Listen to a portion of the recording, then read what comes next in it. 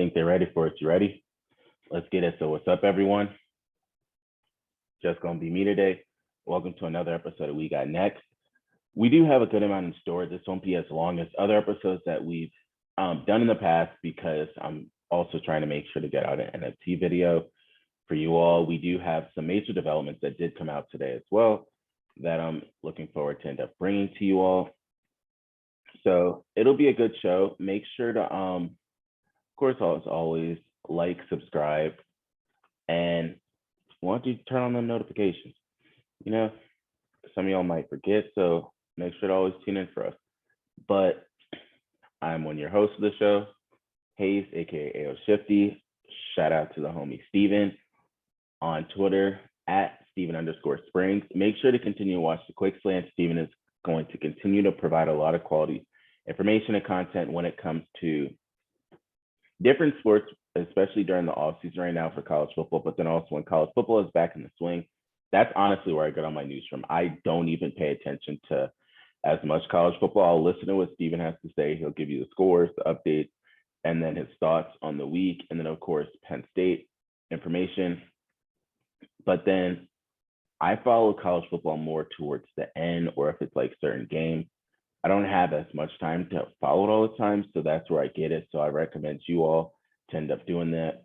This is sports advice I'm giving you guys. But we're gonna dive right into it today. So I have a lot that I want to talk about in the sports world, and I'll start off with the stocks and crypto. So as always, you always jump in to just see what's going on with the prices in the different markets. I haven't even had time today to look at it, so we're looking at it together. I did hear on the news when I was driving home and stuff that a lot of the growth stocks and stocks such as like Walmart, and then they were wondering what Target was going to do. So we'll check out all that too. Bitcoin's sitting at 28,000, around like 29,000. The two real stable coins, USDT and USDC, are both sitting at $1. Of course, that's a big thing nowadays, but they're at number 3 and 4. Ethereum is under $2,000, which is very important for you all to know.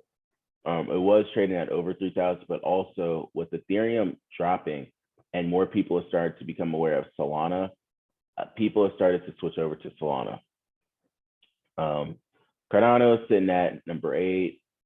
Binance USD, another one that is $1, is in the top 10. XRP has been doing it. I have to give a lot of credit to XRP for everyone that was out there talking shit about XRP, saying that they're going to drop, saying that these different hearings that they have is going to mess them up. It hasn't fully. I mean, their price value never went back up to 3 like it did before, but it's still up there. And the big thing I want everyone to know about is this number. I've been here when the all-time high for the market cap was like 800, 900 billion. So for it to be over 1.3 trillion, I'm fine with that. Although that's the same market cap as like Apple and stuff like that. We're still new, we're young. There's a lot that'll still end up coming out as we continue to go ahead. Polkadot is still up there around number 11. Doge is sitting at less than 10 cents. And that's mainly the big things I wanted to end up bringing up to you guys in terms of everything here. Going into some of the different cryptos that I want you guys to pay attention to, this is one. I didn't even have to do anything, but Unizen. So Unizen is one of those centralized, decentralized exchanges. They are continuing to build, and they just came out with their Unizen card, which is something that's big. They also just have so many different trading pairs that hit the market. So I'm excited for that. I think we should be able to, I can pull it up for you so you guys could see the different pairs that just came out, which I was excited for. I tweeted about it earlier today if you guys looked at that. But this is something that I'm looking forward to, this Unizen card that they have out.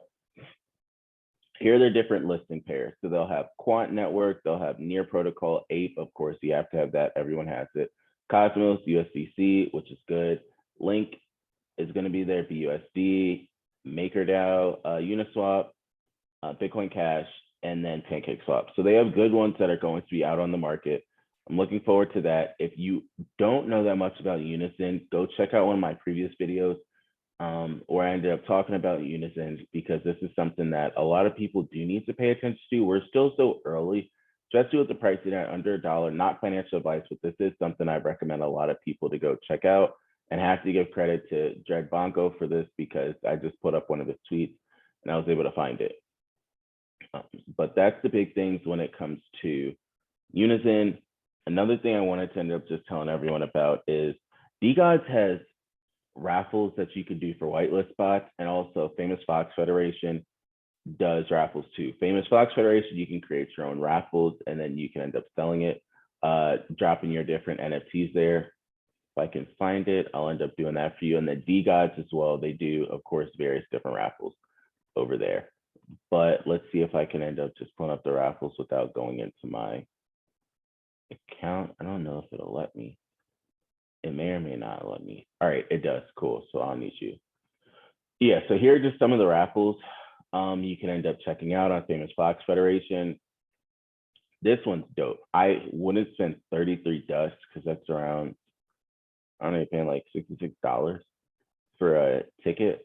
Dust is sitting around like $2 last I checked. Dust protocol. Yeah, so dust is sitting at $2. That's 3, so 33 times 2, 66. So you're paying $66. A raffle ticket. That's an expensive ass raffle ticket.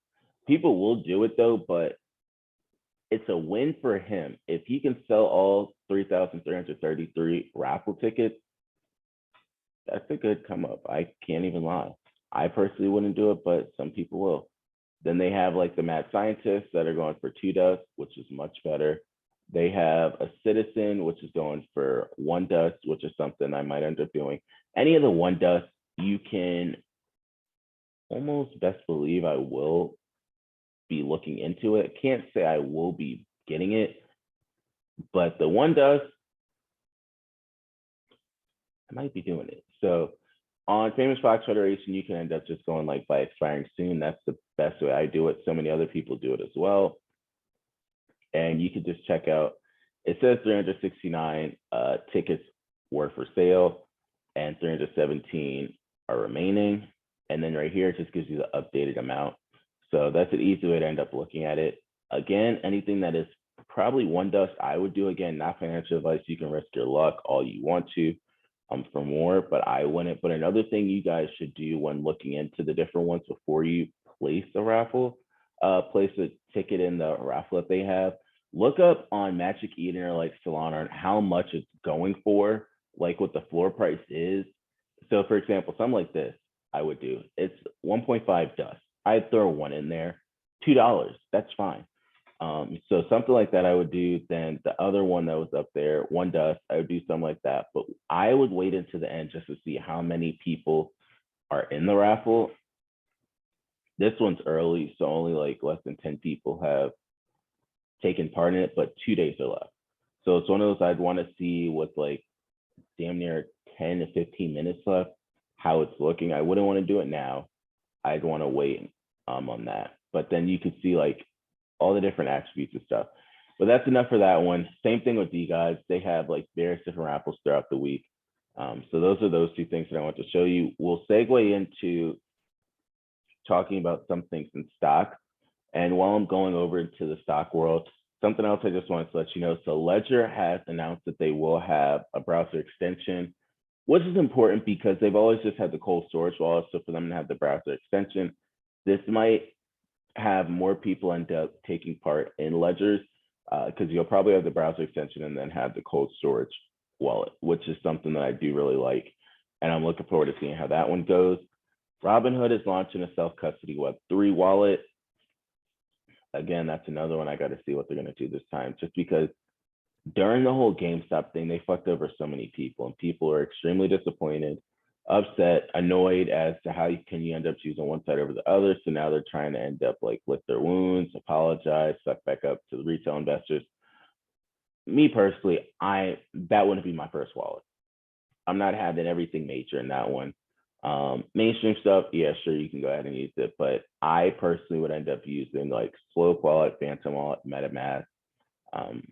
A lot of different blockchains have their own, so like use Near Protocol's wallet, use Zero's wallet, and Those are better bets. Trust Wallet is still out there holding it down. You can use that one. So those are better ones. Coinbase has theirs. Gemini has theirs. So make sure to use those different wallets. I would personally say over Robinhood's. Again, no shade or anything like that to MetaMask. I mean to Robinhood, but I'm just letting you guys know about that. Other thing is Tobias Harris of the Philadelphia 76ers is an OK Bear. Spent bread on his OK Bear, but for NBA players, it's nothing. So he is a part of the OK Bears. And just got to salute you guys out there. Just looking at some of the stocks on the other side. So Tesla's at 700, which is important because some people probably bought the top when it was around, it should say, 1243. I thought it went a little higher than that, but 1243 was the high. So for it to be sitting at 700 with the market cap of 712 billion, this is all because inflation was so high and now they're starting to like tighten everything back. So it's caused a lot of people to end up freaking out, worrying. You have supply shortages, you have prices going up. So the value of the dollar is starting to increase again, which is a positive. And a lot of these prices are going to go back to old places it was kind of either before 2020 and the pandemic and everything hit. But it's something that has to happen. The only thing I will say I am a little concerned about is what's going to happen with these oil prices. Because currently around our area, Stephen, I'll tell you, it's damn near $5. And I remember when I went to just go visit my friend last year in California, his were at $5 and ours were chilling in the twos. And now we're up this high. So some's got to give. Otherwise, everybody going to be like, yo, homie, you either got to pay me more or got to tell her where peace. But Twitter is another one just to keep on your radar.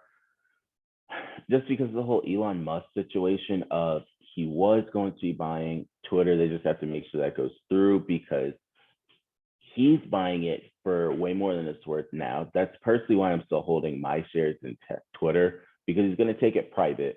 And when he takes it private, everyone's just going to get paid out at the amount that he ended up buying the company for. He is the main person buying it, but he has a lot of different other investors that are taking part in it with him. So that's just Tesla for you. I want to look at the headline ones that everyone ends up checking out. So the SPY, the S&P 500 is one. Everything was basically red, so we don't have to go through everything. It's been red everywhere you look. You can look at like the futures, you can look at damn near anything, and it's going to be more so on the red side. So yeah, that's the main important things that I wanted to tell you about with the stocks. Although people want to say that the stock market and cryptos are not tied to each other, cryptos are tied. Look at how the tech sector does. I think that a lot of people should look at how tech stocks move, and you'll notice a similar, not exact correlation, but you'll notice a similar correlation with cryptos in that way. So Apple fell as well. $8 is a lot. For Apple to fall 5%, that's pretty big because it has such a big market cap, and for it to end up taking the drop off that it did today, 5% is a lot for them. But that's the main things I want to end up talking about there. We will do next week WTF or Fire again with Steven. I do have some that I've written down, so the ones that I've written down we will end up moving back to next week. The alpha I have for you guys, although you probably heard about it, two things. One, Trippin Ape Tribe is going to be now at 10,000 collection. The second thing that I want to let you guys know is their mint is going to be May 24th. So that's going to be a huge mint for everyone that doesn't know why I say it's going to be a major mint. Even if you're not in the NFT space, I promise you should probably at least try with this one. But we'll end up, let's look up Trippin. So Trippin Ape Tribe has 369,000 followers. And like we said before, it's now a mint size of 10,000, which is good. They're going to have more whitelist spots. So I will try to hustle for a whitelist spot. With that, it'll be minting on May 24th. I just got to figure out exactly what time it is, because that's something I don't want to miss. May 24th for everyone out there is next Tuesday. Do not miss this one. Not financial advice, but do not miss this one. I promise you guys missed OK Bears. This is the next one that you guys want to try and be a part of. There are numerous other ones, and I will start to talk about them in different videos I have coming up. But Trippin Ape Tribe, make sure to put that on your calendars and radar. It's something that you don't want to miss. But so that's all the crypto and NFT stuff, stock stuff I wanted to bring it to you guys. The next stuff, we'll go over into sports because a lot of things did happen in terms of sports. So first thing is Jair Alexander of the Green Bay Packers signed an extension, 4 years, $84 million. Get your money always. And he has a signing bonus of $30 million. Got paid up front. That's the big thing with that one too. But 30 mil is a lot. I'll bring it up with Steven so he can give you his thoughts as well.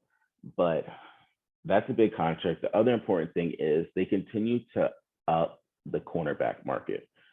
I'm curious as to how this cornerback market is going to go and when the cap is going to be there, like the ceiling, because you're now starting to breathe into like the running back market and the wide receiver market, and the quarterback market is going to be not too far away.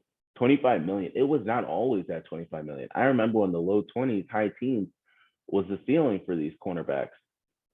Now for it to be in the mid 20s, that's a big thing for them. And now what it means is quarterbacks set their own market. So running backs, wide receivers are going to be like, all right, how do we continue to set the market? It's going to keep going. Patrick Mahomes, y'all thought was the ceiling.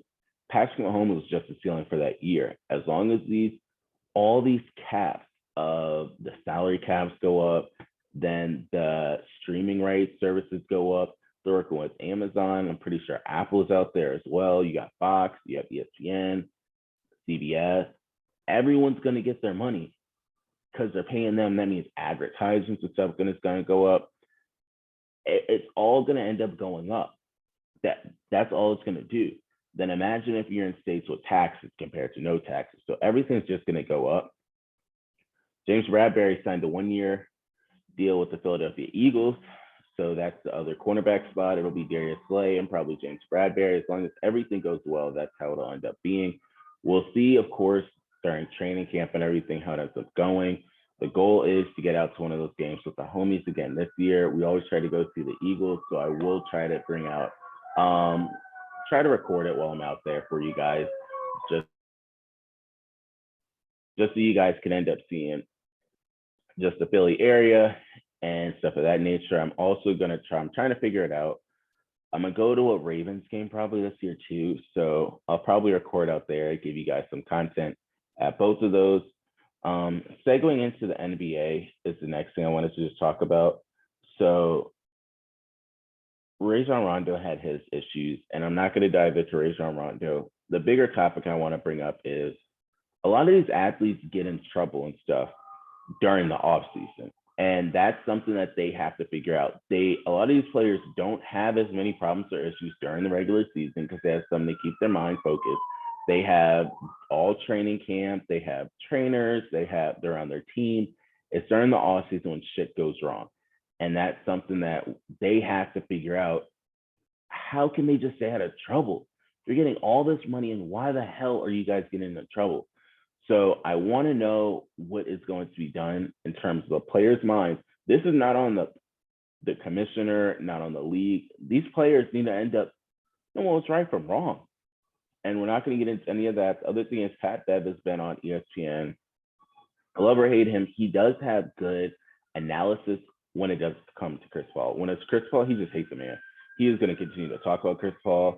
You could see JJ Redick just gets annoyed as hell with him. And that's really, he is a pest. He is legit a pest. That is exactly what Pat Bev will be all the time. So I like some of his takes. I just felt as though he rides for his people and he hates his certain people too. Like he was going to ride for James Harden. I personally don't think James Harden is worth the Supermax at this age. He hasn't shown it. I assume somebody will give him the money. That's just the league we're in. But I don't believe he's worth it. Chris Paul, I think he went overboard sometimes with how he was talking about Chris Paul.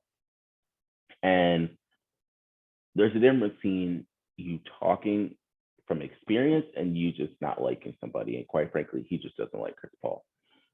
Other things, Heat Celtics, Jimmy Butler had a nice shot over Jason Tatum. I'm looking forward to that series. We'll dive into it more next week, but the Heat end up winning that one. They were losing by 10 at one point, and they came back to end up taking the lead and winning. So shout out to Jimmy Butler putting up a 40 piece on them. Jason Tatum almost had 30. He had 25 plus. So that's another big matchup you want to end up watching. Those two are some of the better players in the league, and they continue to show it year in and year out. I love the growth that I've seen out of Jason Tatum, and then also helping Jaylen Brown come to new heights. Seeing both of them with their veteran that they have, and Al Horford, it's great to end up seeing out of them. Other thing is, what Jimmy Butler is doing right now is going to be talked about for years to come. Not just Jimmy Butler this season, but Jimmy Butler, since he came into the league, has been something that is special. I remember when me and one of my roommates, Rashad, we used to play NBA 2K all the time. He would get the Heat, I would get the Pacers. I mean, he would get the Bulls, I would get the Pacers. He would always use Jimmy Butler. I would normally end up using Danny Granger at the time. And then when I started finding out about Paul George, I would use Paul George. And just seeing where Jimmy Butler was back then, he had that hustle and grind. Then he went to Minnesota. And he was like, nah, I can't fuck with these people. And he ends up going to Miami. And the grit that he has and the motivation and mindset he has to be a winner and to bring this team, you love it. I want to see the Heat end up going to the finals, selfishly, because I'll be down in Miami when the finals happen. So I'm hoping if we can get down there, I can end up seeing one of these finals games, which would be lit. So we'll see what ends up happening in terms of that game. Other thing, the Mavs Warriors are on tonight. We both have the Warriors winning. I mean, I have the Warriors winning. Steven has the Mavericks winning. So we'll see what ends up happening in that one. I just need to see what the Mavericks are going to do to stop every single one of these shooters on the Warriors. You can stop one or two, but I also want to know, who is Luka going to guard? Luka isn't the fastest. He's a much more skilled Paul Pierce in the sense they both move a little slow, but Luka can get to his spots on offense.